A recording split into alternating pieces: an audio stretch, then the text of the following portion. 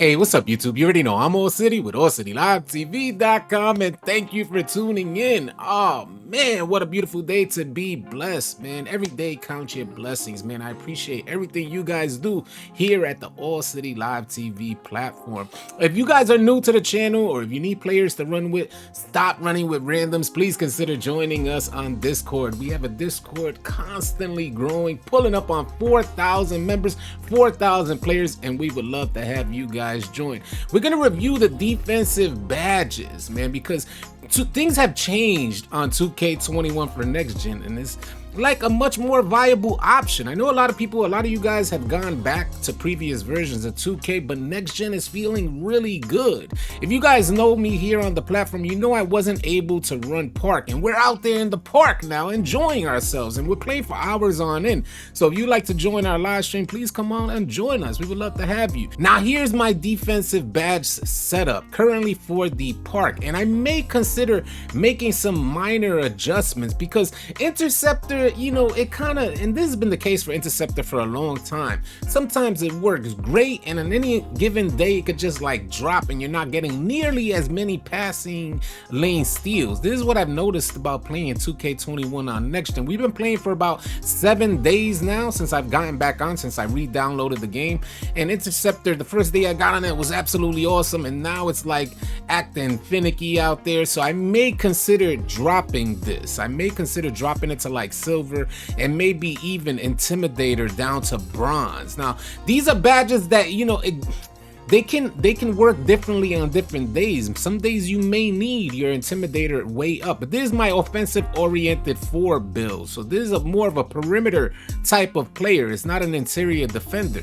I may consider bringing up my rebound chaser just to help with the rebounds out there, although it hasn't been that huge a problem.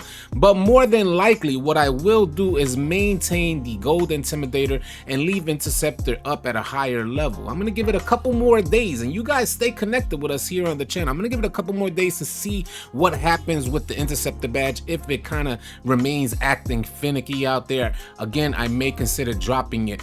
The Heart Crusher badge has been going insane. I love everything about the Heart Crusher badge. I love getting them guys cold out there, and when they cold, I think they drop like -7 or -6 attributes. You guys let me know in the comments section below how, like, what's the attribute count that they drop when they're cold. I'm pretty sure it's like -6 or -7.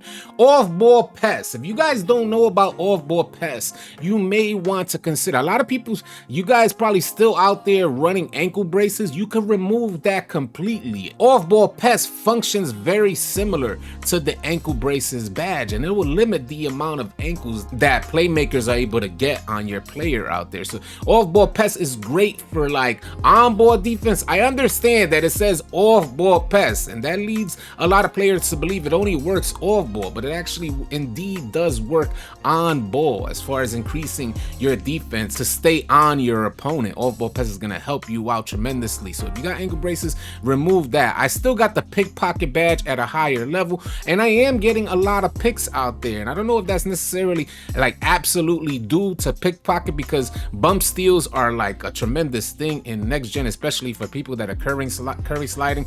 So one of the key like tips for defense, if you guys are not familiar, one of the key tips for defense is managing how you press the L2 button. You got to understand that when you hit L2, that means like you're gonna go into high intensity defense, and when you hit that button, it's like 2K is gonna take over your player. This is how you get like the body up animation. So you want to keep that in mind, that you let go of L2 when you're trying to get in position. When you regain that position, then you hit L2 again. If your player is next to the ball handler, he will indeed body up. But if you're holding L2 and trying to move laterally, then that's when you're going to get into some problems, and you're going to get a lot of blow-bys out there. So keep that in mind. Managing L2 is like the key to defense. I have chase down artists and rim protector at a lower level for this particular player because this is the offensive oriented 4 build. But let's say you guys are out there and you're looking for interior defense type of badges. How would you set up your interior defense? I would go up higher on my chase down artist. Understand that Chase down artists unlocks animations. I would probably put it on silver.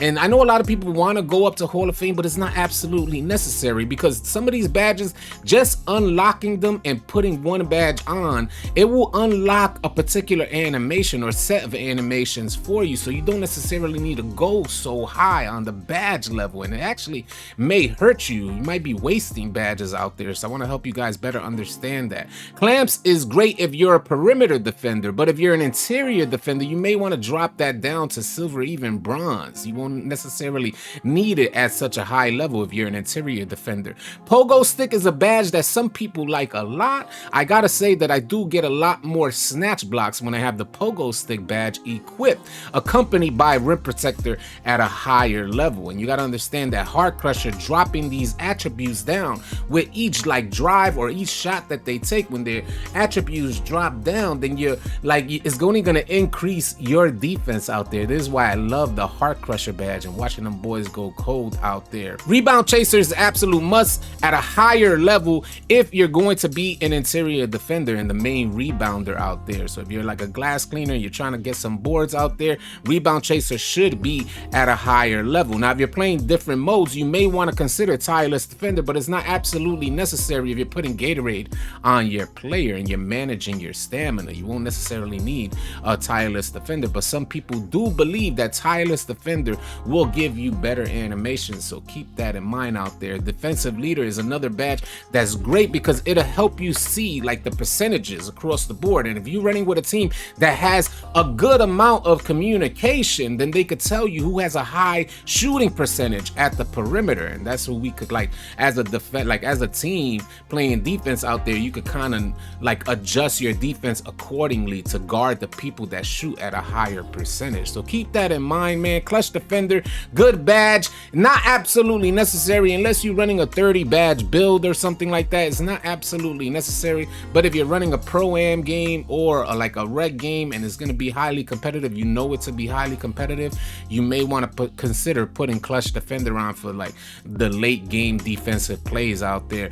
Outside of that, I don't see any. Pick Dodger is probably a really good badge per se. Now hear me out here, because the screens aren't that big a deal in the NBA 2K21 for next gen, which is why you see on my perimeter defender, I don't have Pick Dodger on. If you're playing good defense and you have good communication with great defensive rotations, then Pick Dodger is not absolutely necessary. And I like to run good defense with good defensive rotations, and that's playing as a team, picking up where necessary, so that way you don't even need to worry about screens because you're not even getting hit with them in the first place.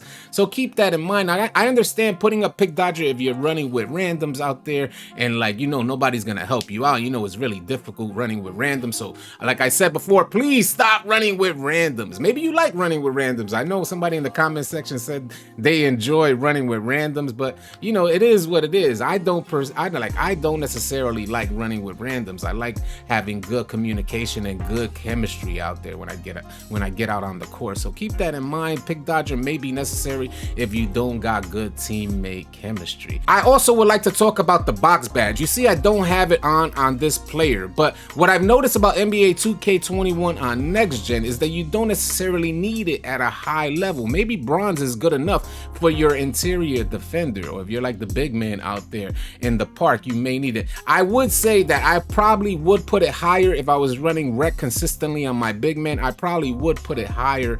Something you guys may want to consider if you see yourself getting out rebounded or you're getting like that worm animation, that means that you may need to equip box at a higher level. But also keep in mind that when somebody has takeover, it's easier for them to just push you out the way no matter what level you have the box badge. And hot stopper, not necessarily like an absolute badge to put on, but if you want a takeover booster, then hot stopper is going to be the badge for you. Outside of that, there's nothing absolutely necessary to talk about, because trapper is not a good it's not a highly effective badge to put on your players unless both defenders have the trapper badge. You're not going to really see the benefits of the trapper badge. I think that covers everything. Worm is something that very few players you see equipping worm, and you do see him out there, and it's not that much of an advantage that they have on you. They may get a couple of additional boards, but it's not absolutely necessary to put on your player, which is why you don't see a lot of players running the worm badge. I think that covers everything. If you guys got questions, comments, or concerns about your defensive badge setup, you could come join us on the live stream. We would love to have you join, and we could kind of continue this defensive badge dialogue. I hope to see you guys out there. I hope you guys found this video helpful and or informative, and if you did, please consider dropping a like. If you're new to the channel, please consider subscribing, as we intend to have a ton of next gen content coming your way. I'll catch you guys on the next video. Easy, y'all.